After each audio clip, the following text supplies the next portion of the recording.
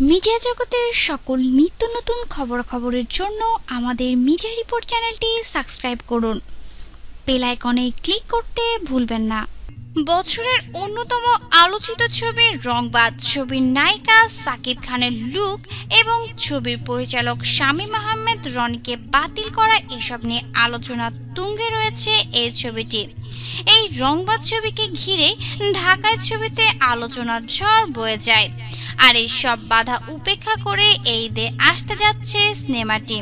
আর কাল মুক্তি পেল সেই মুভির 2টি পোস্টার, যেখানে সাকিব খান তার নতুন লুকে রংবাজি লুকে দেখা যাচ্ছে। আর বুবলিকে দেখেও মনে হচ্ছে নতুন লুকের সাথে সাথে নতুন এক চরিত্র দেখা যাবে তাকে। তো বন্ধুরা, এই অ্যাকশন দাসের মুভির 2 পোস্টার কেমন লাগলো? আপনার মূল্যবান মতামতটি অবশ্যই আমাদেরকে কমেন্ট বক্সের মাধ্যমে জানাতে একদম ভুলবেন না। বিনোদন জগৎ সব ধরনের খবরের জন্য আমাদের মিডিয়া রিপোর্ট চ্যানেলটি অবশ্যই সাবস্ক্রাইব করুন।